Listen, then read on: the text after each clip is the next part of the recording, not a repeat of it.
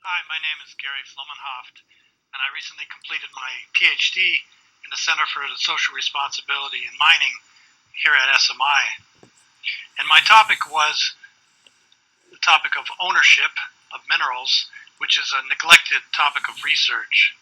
And this was my third journal article entitled The Case for Decentralization of Mineral Ownership.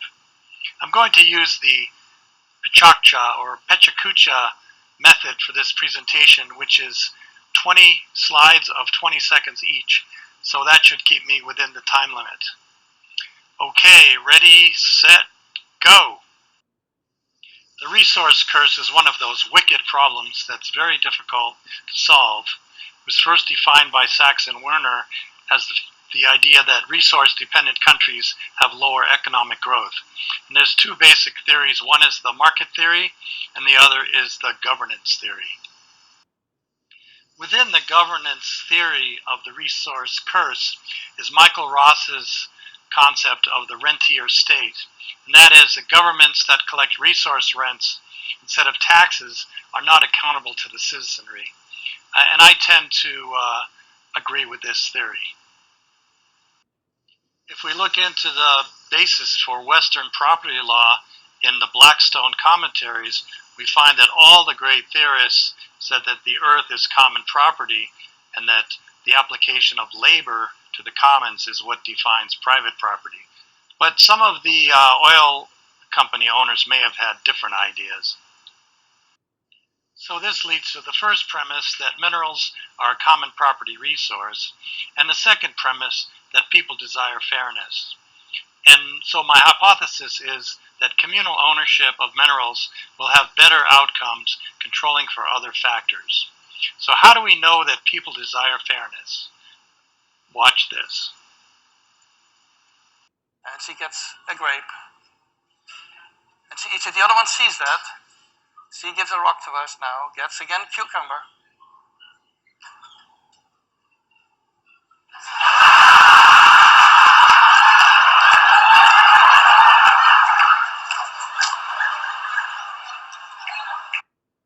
When we look at ownership, we find a very interesting dichotomy.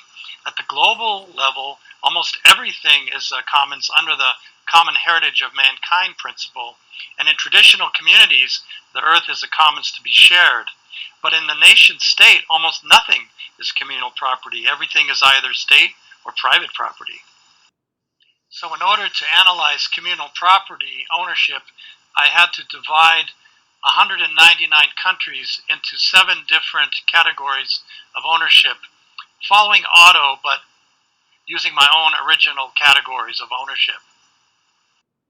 This led to my conceptual framework, which is that various systems of property ownership, as influenced by governance, will lead to better or worse human development outcomes as measured by the Human Development Index, which is a better measure than GDP since it includes life expectancy and education.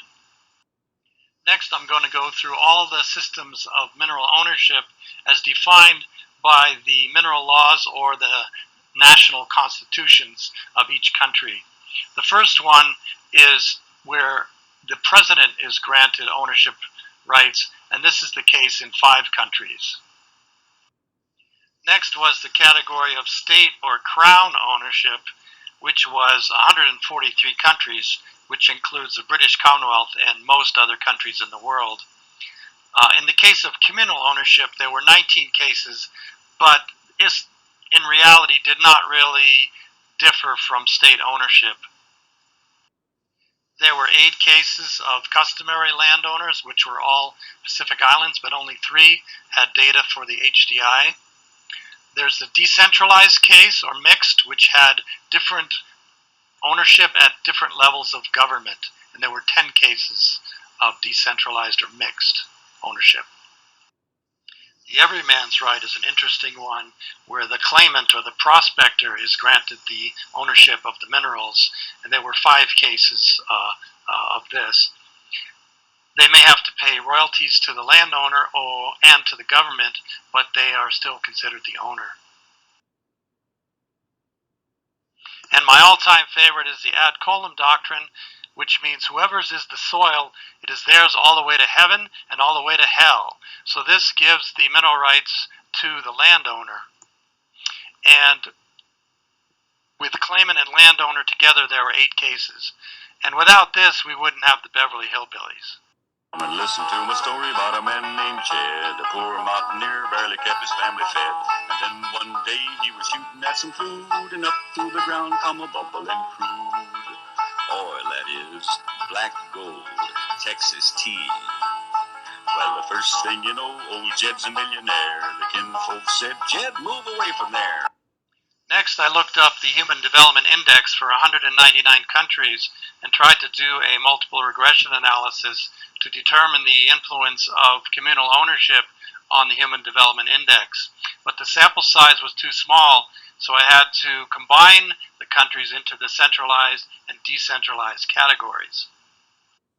Using the 2 new categories, I did a comparison of the means statistical test and found 132 points higher for the HDI for the decentralized ownership category.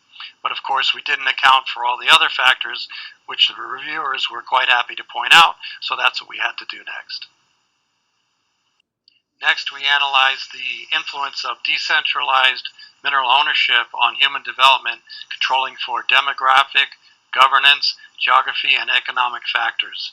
We even included resources as a percentage of exports, which came from Sachs's original study on the resource curse.